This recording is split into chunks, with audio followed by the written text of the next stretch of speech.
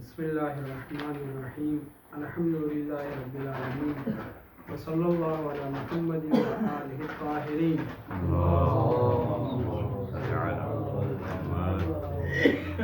ولعنۃ اللہ علی اعدائہم اجمعین۔ بسم اللہ الرحمن الرحیم۔ جناب شیخ انصاری صاحب نے پہلے تو یہ کہا کہ محقق کرقی جو اس بات کے قائل ہیں کہ معاہدات میں پہلے ملکیت رہتی ہے مگر متزلزل، یعنی اور ان کے تابع بھی بعض علماء نے ملکیت کا قول کہا ہے، اور پھر احد الوزین کے تلف ہو جانے سے ملکیت لازم ہو جاتی ہے۔ اس قول کی تائید کے طور پر دو آیتیں اور ایک سیرت پیش کی گئی۔ آیت احل اللہ البیع کا عموم و اطلاق اور تجارت امتراض کا اطلاق اور عموم شامل ہے، اور یہ بیان کرتا ہے کہ چونکہ معاہدات کیا ہے، تراضی طرفین کے ساتھ لین دین ہوتا ہے، چونکہ معاہدات کو بیع کے شمار کیا گیا ہے، لہذا ان دونوں آیتوں سے جیسے بیع بالصیغہ میں ملکیت حاصل ہو جاتی ہے، ویسے ان دونوں آیتوں سے معاہدات بیع ہونے کے ناطے ملکیت حاصل ہو جاتی ہے۔ اس کے علاوہ جو سیرت مستمرہ صدر اسلام سے رہی ہے وہ یہ ہے کہ معاہدات سے ماخوذ شے کے اوپر بالکل ویسے ہی معاملہ کرتے ہیں جیسے ماخوذ بالصیغہ کے سے لینے والی چیز کے اوپر عمل کرتے تھے، مگر یہ کہنے کے بعد پلٹ رہے اس مطلب سے کہ نہیں، دونوں آیتیں بھی ملکیت کے اوپر دلالت نہیں کرتی۔ توجہ کر رہے ہیں، دونوں آیتوں سے ملکیت معاہدات میں نہیں آتی، اور جو سیرہ مستمرہ ہے وہ بھی قابل قبول ہے، لیکن کیونکہ مسلمان لوگ بڑے لاابالی رہے ہیں، کسی بزرگ نے کوئی چیز کہہ دی اسی کو مان لیا آنکھ بند کر کے اور وہی سیرت چل نکلی۔ ایسے اپنے عبادات، معاملات اور دیگر امور میں لاابالی ہونے کی وجہ سے معاہدات میں کیا کرنے لگے، ملکیت سمجھنے لگے، اور اس ماخوذ بمعاہدات جو مال ہے اس کے اوپر تصرف مالکانہ کرنے لگے۔ آیت کے دونوں آیت کے حوالے سے جو گفتگو ہے، آج تھوڑا سا گفتگو اور بیان میں طولانی بات ہو جائے گی۔ آیت ممکن ہے عبارت ہم کم پڑھ سکیں، لیکن بہت ضروری ہے، توجہ سے سنیے گا۔ پہلے تو یہ کہا کہ وَكَيْفَ كَانَ فَفِي الْآيَتَيْنِ مَعَ السِّيرَةِ كِفَایَہ، یہ کہہ دیا کہ دو آیت اور یہ جو سیرت ہے یہی کفایت کرتی ہے۔ کس چیز میں کفایت کرتی ہے؟ کہ معاہدات میں ملکیت آ جاتی ہے، یہ کہا۔ پھر اس کے بعد کہہ رہے ہیں کہ لیکن اللہم الا ان یقال، مگر اگر یہ کہا جائے تو پھر ان دونوں آیتوں سے استدلال کرنا معاہدات میں ملکیت پر درست نہیں۔ وہ کیا ہے؟ انہما لا تدلان علی الملک، یہ دونوں آیتیں ملک کے اوپر دلالت نہیں کرتی، پھر کس چیز کے اوپر دلالت کرتی ہیں؟ وَإِنَّمَا تَدُلَّانِ عَلَىٰ إِبَاحَةِ جَمِيعِ التَّصَرُّفَاتِ حَتَّى الْمُتَوَقِّفَةِ عَلَى الْمِلْك، بلکہ یہ دونوں آیتیں معاہدات کے ذریعے لی جانے والی چیز کے اندر سارے تصرفات کو جائز قرار دیتی ہیں، مباح قرار دیتی ہیں، حتیٰ کہ وہ تصرفات بھی جو متوقف بر ملک ہوتے ہیں۔ ان آیتوں سے بس اتنا سمجھ میں آتا ہے کہ آپ یہ بیع ہے، آپ ایک دوسرے کو احل اللہ البیع کیا ہے تو تسلط کیا ہے، اس میں تصرف کر سکتے ہیں۔ وہ بھی کون سا تصرف؟ متوقف بر ملک بھی وہ اباحہ ہے، اور یہ اباحہ تصرف کیا ہے؟ متوقف بر ملک کو بھی شامل ہے۔ ان دونوں آیتوں سے بس اتنا سمجھ میں آتا ہے، جیسے کہ بیع کرنا ماخوذ بالمعاہدات کو آپ بیچ سکتے ہیں، وطی کر سکتے ہیں، عتق کر سکتے ہیں، ایثار وصیت کر سکتے ہیں، وہ اباحت و حاضر۔ خوب، اب یہاں سے توجہ کریں، کہہ رہے کہ ان تصرفات کے جواز کے جو آپ قائل ہیں حتی متوقف بر ملک کو، یہ جو متوقف بر ملک تصرفات کے ہم قائل ہونا ہے تو کیا ملکیت مان کر کے تصرفات کے قائل ہونا ہے یا نہیں؟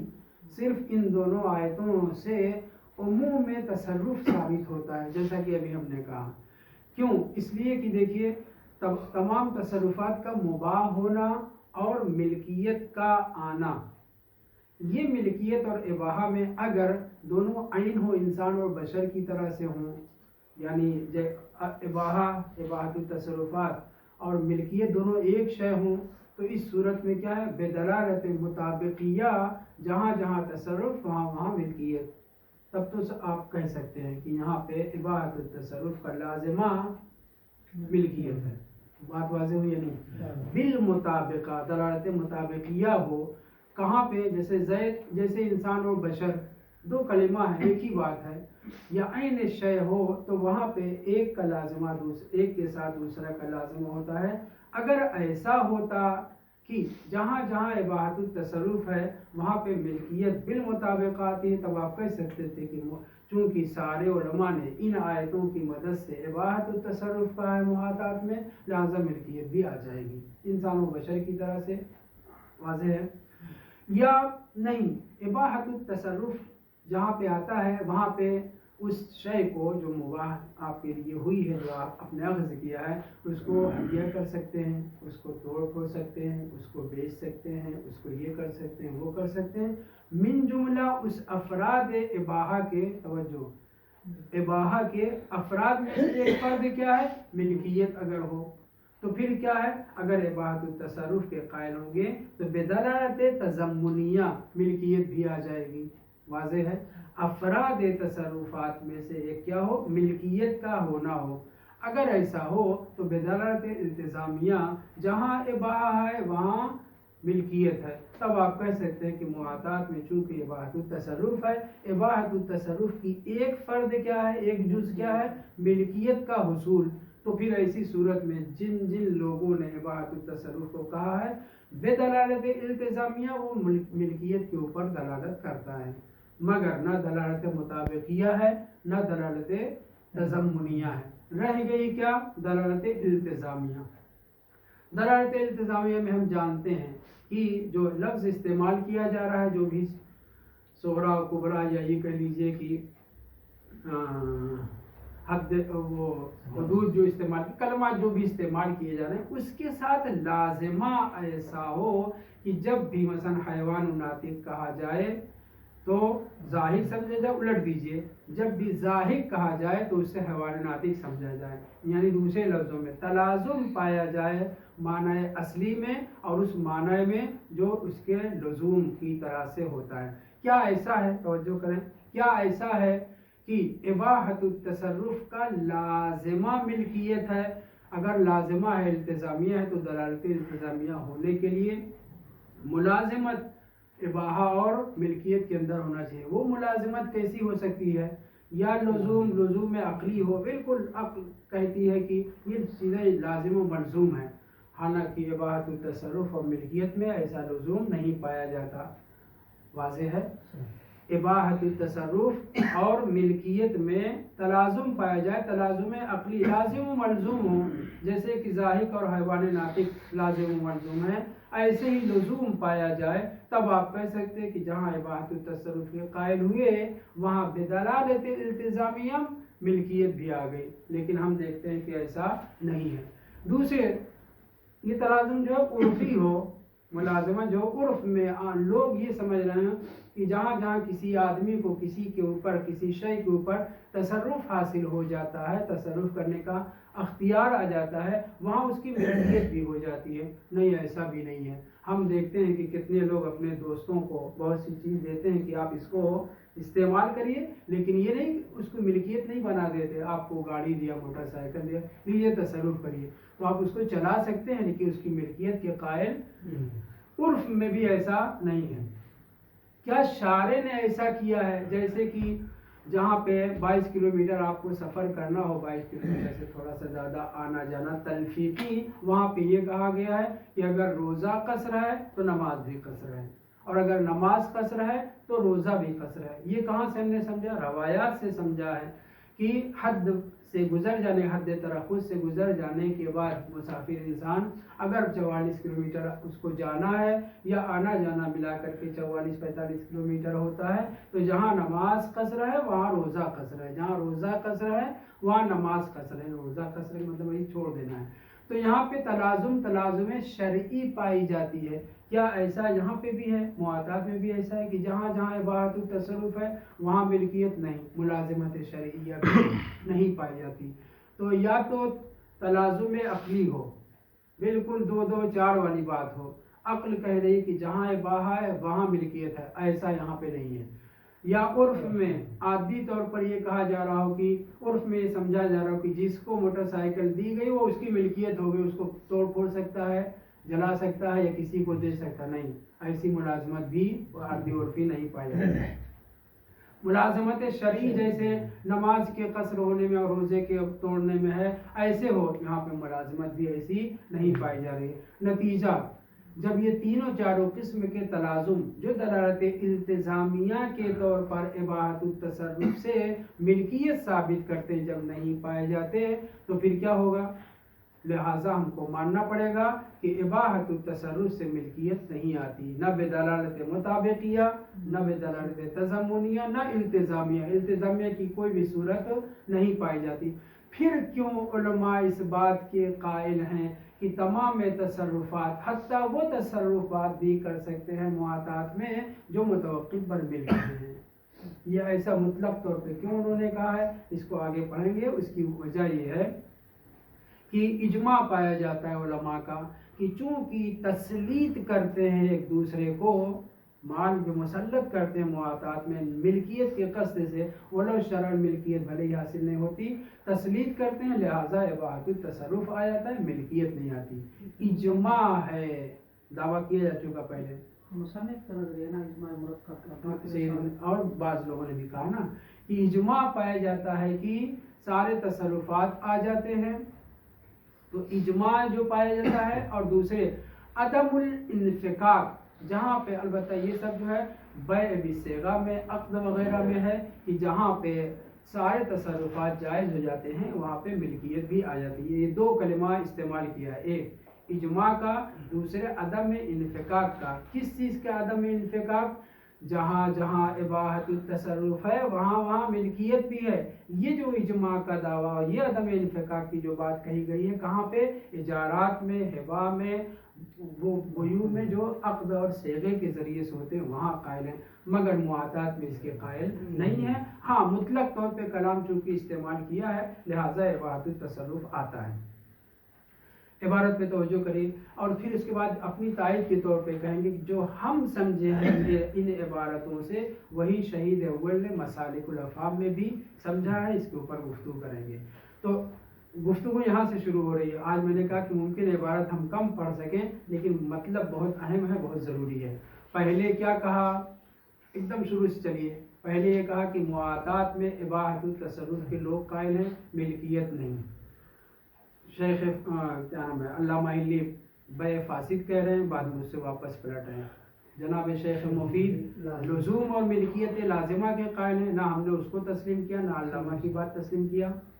دو نظریہ بچا، ایک اباحت التصرف، دوسرے ملکیت متزلزلہ کا جو جناب محقق کرکی قائل ہے۔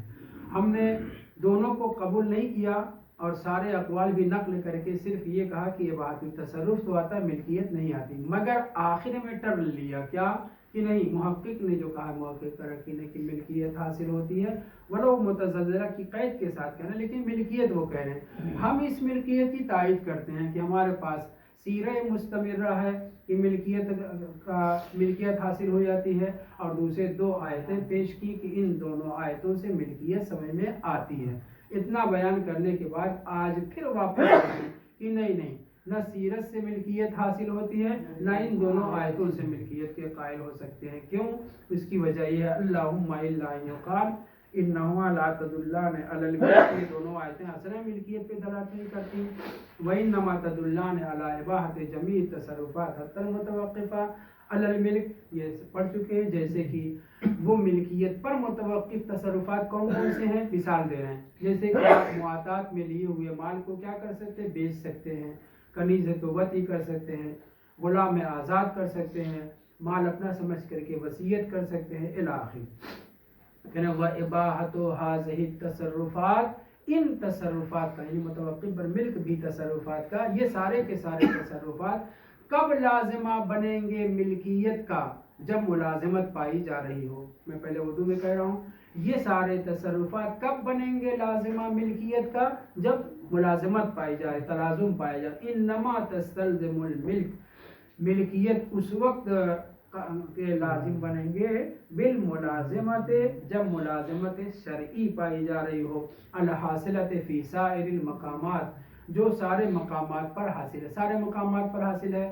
کل کسی نے سوال کیا تھا، یعنی ساری جگہوں پہ جہاں پہ بیع بالعقد ہے صیغے کے ساتھ، اور غیر معتق، بلے غیر معتاد، غیر معتاد جتنے بھی معاملات ہیں جہاں پہ صیغے وغیرہ کی ضرورت پڑتی ہے، عقد ہے اور رہن ہے، یا ان سب چیزوں میں جہاں وہاں پہ ملازمت چونکہ پائی جاتی ہے کہ یہاں پہ اگر آپ نے کہا کہ مباح ہے استعمال کرنا، تو اس کا مطلب یہ کہ ملکیت ہے، واضح ہے۔ مثلا بیت و اشتریتو کیا، ہم نے کہا یہاں سارے تصرفات آتے ہیں، تو سارے تصرفات آتے ہیں، اس کا مطلب یہ کہ ملکیت بھی حاصل ہے۔ اجارے میں اور دیگر مقامات پہ جو غیر معتاد ہے سب میں، اس کو کہاں سے سمجھا؟ انما تستلزم الملک بالملازمت الشرعیہ، اگر ملازمت شرعیہ ہے تو کیا نام ہے وہ ملکیت آئے گی، اور یہ ملکیت ملازمت شرعیہ کہاں سے حاصل ہوگی؟ سارے مقامات میں من الاجماع، سارے علماء اجماع کے قائل ہیں۔ توجہ رہے کہ بقیہ مقامات پر روایت بھی ہو، آیت بھی ہو، اجماع، ہماری گفتگو یہاں پہ معاطات میں ہے۔ من الاجماع وعدم القول بالانفکاک، چونکہ کوئی منفک ہونے کا قائل نہیں ہے، کوئی بھی فقیہ اس بات کا قائل نہیں ہے کہ کسی شے میں مجھے سارے تصرفات کی اجازت ہو اور ملکیت نہ ہو۔ توجہ کر رہے ہیں؟ علیکم السلام۔ سارے ان مقامات پہ مثلا بیع بالصیغہ ہے، اجارہ ہے وغیرہ وغیرہ، جہاں پہ مجھے سارے تصرفات کی اجازت ہے اور وہاں ملکیت نہ ہو، کوئی اس کا قائل نہیں۔ انفکاک بین اباحت التصرف و بین الملکیت، کوئی قائل نہیں ہے، بلکہ اجماع پایا جاتا ہے کہ جہاں جہاں تصرفات کا مجھے حق ہے وہاں پہ ملکیت ہے۔ مگر ان دونوں یعنی اجماع کا اور عدم انفکاک کی بات کہاں پہ کہی گئی ہے؟ معاطات میں نہیں، غیر معاطات بقیہ سارے مقامات پر ایسا ہی ہے کہ جہاں مجھے تصرف کا حق ہے وہاں میری ملکیت بھی ہے۔ دون المقام الذي لا يعلم ذلك منهم، اس مقام پہ نہیں جہاں پر فقہا کے اجماع اور عدم انفکاک سے یہ نہ سمجھا جائے، معلوم ہی نہ ہو۔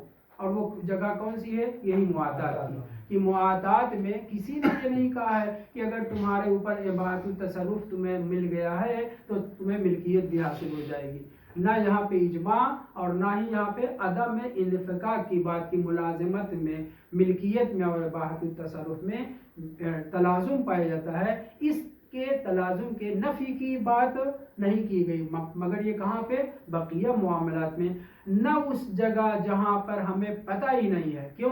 کیسے پتہ نہیں ہے؟ وہ اس طرح سے حیث اطلق القائلون بعدم الملک اباحت التصرفات، کہنے کہ یہی لوگ جو ملکیت کے قائل نہیں بھی ہو رہے ہیں اور تمام تصرفات کو جائز بھی قرار دے رہے ہیں۔ اس کا مطلب کیا ہے؟ اگر ملازمت ہوتی، توجہ کر رہے ہیں، اگر ملازمت ہوتی اباحت التصرف میں اور ملکیت کے حصول میں، تو یہ کہنے کی ضرورت نہ پڑتی کہ سارے تصرفات جائز ہیں مگر ملکیت حاصل نہیں ہوگی۔ یعنی ایک شے اگر لازم و منظوم ہو تو ایک کو ذکر کیا، دوسری خود بخود آ جائے گی۔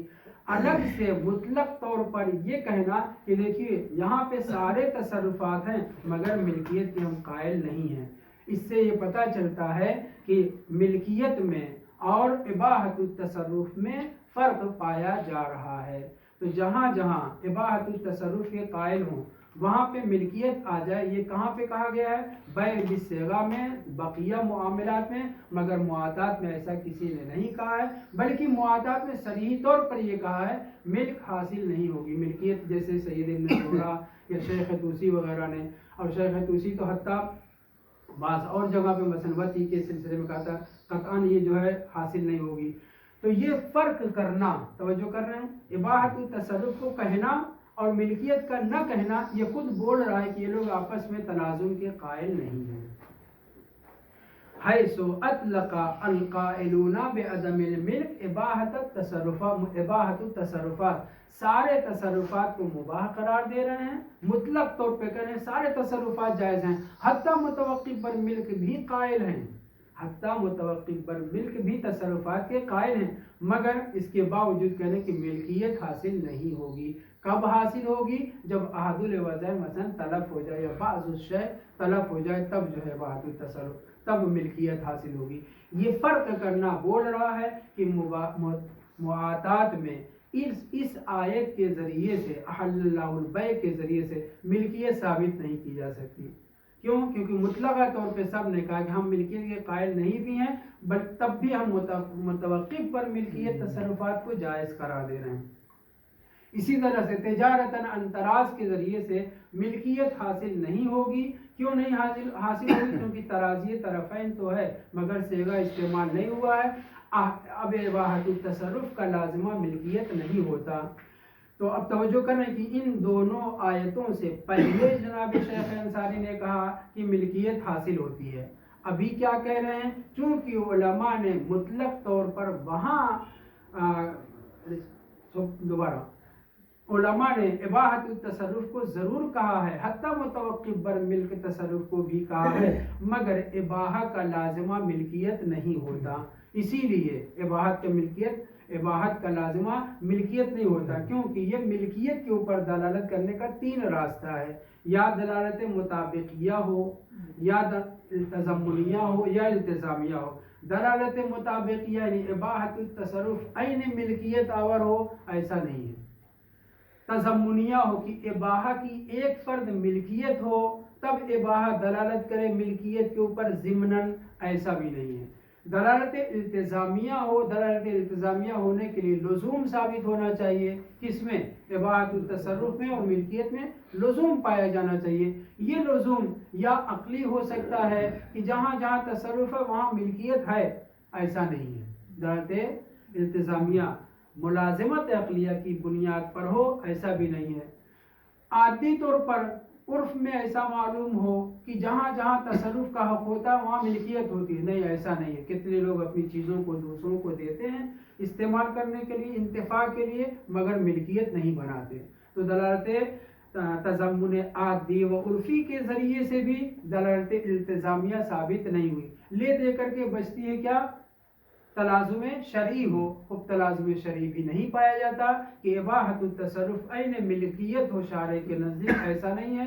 جیسے کہ نماز کا قصر ہونا اور روزے کا توڑ دینا، یہ آپس میں تلازم روایات سے ثابت ہے، لہٰذا جہاں پہ روزہ قصر ہے، جہاں پہ روزہ توڑ سکتے ہیں وہاں نماز بھی آپ کی قصر ہو جائے گی، مگر یہاں پہ جہاں جہاں تصرف کا مکمل اختیار ہو وہاں ملکیت بھی آ جائے، ایسا نہیں ہے۔ تو جب تینوں دلالتوں سے ثابت نہیں ہوا تو پھر کیوں علماء اس بات کے قائل ہیں کہ جہاں جہاں اباحت التصرف ہے وہاں پہ ملکیت آئے گی ٹوٹنے پھوٹنے کے بعد؟ تو اس کا جواب بعد میں دیں گے۔ فی الحال یہ کہہ رہے ہیں کہ مطلق طور پر اباحت التصرف کے قائل ہیں، مگر اس کا لازمہ انہوں نے ملکیت نہیں سمجھا ہے، لہٰذا آیت احل اللہ البیع کے ذریعے سے ملکیت حاصل نہیں ہوگی، تجارتاً انتراز کے ذریعے سے بھی ملکیت حاصل نہیں ہوگی۔ وصل رہا فی المسالک، جناب شہید اول مسالک میں تصریح کر رہے ہیں، صراحت کے ساتھ بول رہے ہیں۔ کیا بول رہے ہیں؟ توجہ کریں۔ بِأَنَّ من اجاز المعاطات سوغ جمیع التصرفات، یہ تو صحیح ہے کہ جس نے معاطات میں یہ کہا ہے کہ جناب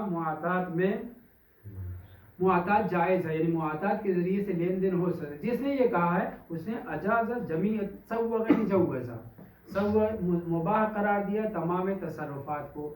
یہ تو درست ہے، ہم اس کو مانتے ہیں، لیکن کیا جمیع توجہ رہے اس پہ، توجہ رہے کہ اس بات کے اوپر کہ تمام تصرفات کا کیا لازمہ ملکیت بھی ہے؟ نہیں، سوغ جمیع التصرفات، مگر غایت الامر انہ لا بد من التزامہم بان التصرف المتوقف علی الملک یکشف عن سبق الملک علیہ آنًا ما، وہ بھی ایک پریشانی کی بنیاد پر۔ توجہ کریں، معاطات میں آپ نے قصد ملکیت سے لین دین کیا، اس سے پہلے یہ بات گزر چکی ہے رحمۃ اللہ، کیا کہ استصحاب ملکیت کریں گے اپنی، اور جس کو دیا ہے آیا اس لین دین سے اس کو ملکیت حاصل ہوئی یا نہیں؟ استصحاب عدم ملک ہے، کیونکہ اس کے ہاں ملکیت پہلے نہیں تھی، تو ایک طرف استصحاب کہہ رہا ہے کہ تمہاری اپنے مال کے اوپر جو دوسرے کو دیا ہے ملکیت باقی ہے، اس کی ملکیت اس کے اوپر حاصل نہیں ہے۔ دوسری طرف سے سارے علماء جنہوں نے معاطات کو جائز قرار دیا ہے، کہا ہے کہ معاطات کے ذریعے لین دین ہو سکتا ہے، انہوں نے کہا سارے تصرفات جائز ہیں، حتیٰ متوقف بر ملک بھی جائز ہیں۔ تو ایک طرف متوقف بر ملک تصرفات بھی جائز ہونے کے قائل ہو رہے ہیں، دوسری طرف سے یہ کہہ رہے ہیں کہ استصحاب عدم ملک کہہ رہا ہے کہ مال ماخوذ بالمعاطات کے اوپر اس کی ملکیت حاصل نہیں ہوئی۔ تیسری طرف سے بعض تصرفات، بعض اس کے قائل ہیں، بعض تصرفات جو متوقف بالملک ہیں وہ حاصل نہیں ہیں، مگر جس وقت اس تصرف کو کیا جائے گا تو مالکانہ تصرف ہوگا۔ ان تینوں چاروں چیزوں کے جمع کرنے کا لازمہ یہ بنتا ہے کہ احل اللہ بیع کے ذریعے سے، تجارت الامتراض کے ذریعے سے ابتداءً ملکیت حاصل نہیں ہوتی، مگر غایت الامر جو جناب شہید کہہ رہے ہیں کہ سارے تصرفات کے قائل لوگ معاطات میں غایت الامر اس بات کے قائل ہوتے ہیں کہ ان کو ملتزم ہونا پڑتا ہے کہ جس وقت آپ مالکانہ تصرف اس کے اوپر کر رہے ہیں اس وقت آنن ما ملکیت حاصل ہوتی ہے، من ابتداء الامر جو ملکیت حاصل نہیں ہوتی۔ انشاءاللہ کی واضح ہے۔ جناب شہید مسالک میں کہہ رہے ہیں کہ جی یہی فرق ہے نا محمد ثانی اور اس بات میں یہی فرق ہے، محمد ثانی من اول الامر جی وہ کہہ رہے ہیں ملکیت کے قائل سے، البتہ متزلزل یہاں تک کہ تلف ہو جائے۔ ہم نے بھی یہی تائید کی پہلے آیت حل اللہ کے ذریعے سے، تجارت الامتراض کے ذریعے، سیرت کے ذریعے سے پہلے یہی تائید کی کہ ملکیت من اول الامر ہے، مگر ابھی کہنا کہ نہیں ملکیت اول الامر ہے۔ کیوں نہیں ملکیت ہے؟ کیونکہ ملکیت کے اوپر دلالت کے لیے مطابقیہ ہو، تضمنیہ ہو، التزامیہ ہو، التزامیہ کی تینوں صورت بھی نہیں ہے، تضمن اور مطابقت بھی نہیں پائے، پھر کیسے متوقف بر ملک تصرفات جائز ہو جائیں گے؟ اور جیسے کہ مسالک میں جناب شہید نے سمجھا ہے کہ سارے تصرفات معاطات میں جائز ہیں، مگر ہم کو وہاں پہ غایت الامر نتیجہ کے طور پہ یہ کہنا پڑے گا کہ نہ آیت ابتدا سے ملکیت بتاتی ہے دونوں، نہ سیرت متسمرہ کی ہمارے نزدیک فی الحال ویلو ہے، تو پھر یہ کیا ہوگا؟ اس کا یہ ہوگا کہ ملکیت نہیں ہے، استصحاب بتا رہا ہے، واحد التصرف ہے، اور وہ ملکیت وہ تصرفات جو متوقف بر ملک ہیں وہ بھی کر سکتے ہیں، اس کے لیے قائل ہوئے کس چیز کے؟ آننما ملکیت کے، کہ جیسے ہی آپ نے توڑ پھوڑ مچائی یا بیچنا چاہا یا اس مال کو وصیت کرنا چاہا یا اس کو کسی کے حوالے کرنا چاہا، یہ جو تصرفات یا وط کو کرنا چاہا، ان سارے تصرفات کا لازمہ یہ ہے کہ اب آپ آنن ما ملکیت کے قائل ہو جائیں اور پھر اس کو اپنی ملکیت میں توڑ پھوڑ مچائیں یا دیں۔ یہ بتانا چاہ رہے ہیں غایت الامر انہو لابد من التزامہم، فقہا کو کہ جو تمام تصرفات کے قائل ہیں، توجہ کر رہے ہیں، من التزام یعنی کیا؟ سارے فقہا جو معاطات میں کس چیز کے قائل ہیں؟ تمام تصرفات کے قائل ہیں، ان کو التزام کرنا پڑے گا، لازم ماننا پڑے گا کیا چیز کا؟ کہ بأن التصرف المتوقف علی الملک، متوقف بر ملک تصرفات یکشف کشف کرتے ہیں کہ جس وقت آپ نے تصرف کیا ہے ان سبق الملک علیہ آنن ما، آپ کی ملکیت ہو گئی تھی، سبقت کر لے گئی تھی، یعنی ابھی آپ نے تصرف کیا مثلا 12 بجے، 12 بج کے 12 منٹ میں 1 منٹ باقی ہے، اس وقت آپ کو ملکیت سبقت ہو گئی، حاصل ہو گئی ہے۔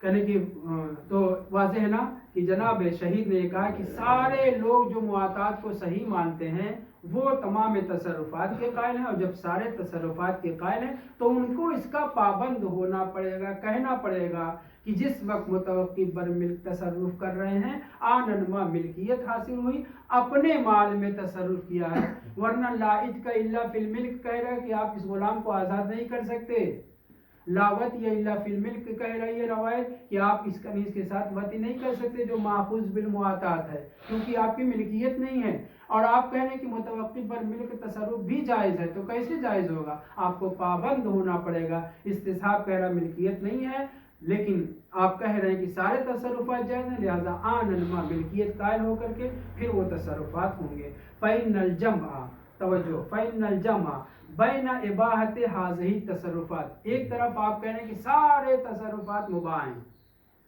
واضح ہے؟ ایک فقرہ یہ ہو گیا، اس کو جمع کرنا ہے ملکیت کے ساتھ.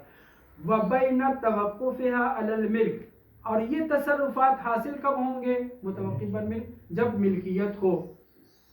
تو ان دونوں کا لازمہ ہوگا یحصل بالتزام ھذا المقدار، آپ اس مقدار مختصر سے آنما ملکیت کے قائل ہوں، تب یہ تصرفات جائز ہوں گے. ایک طرف کہنے سارے تصرفات جائز ہیں، دوسری طرف کہنے ملکیت ہے نہیں، تو پھر ملکیت جب نہیں ہے، استصحاب کر رہے ملکیت نہیں ہے، اور معاہدات میں ملکیت جب ابتدا سے نہیں ہے، اور آپ کہیں کہ سارے تصرفات جائز ہیں، تو اس کے لیے بہذا المقدار التزام آپ کو کرنا پڑے گا. یحصل بالتزام ھذا المقدار ولا يتوقف على الالتزام بالملك من اول الامر، اور یہ التزام ضروری نہیں ہے، متوقف نہیں ہے آپ کا تصرف کرنا جمعی تصرفات کس کے اوپر کہ اول امر سے، ابتدا سے ملکیت کے قائل ہو جائیں. احل اللہ البیع تجارتاً عن تراض، ہمیں جو لوگ قائل ہیں مشہور کہ سارے تصرفات جائز ہیں، وہ ان دونوں آیتوں سے یہ نہیں کہہ سکتے کہ ابتداء امر سے ملکیت حاصل ہے،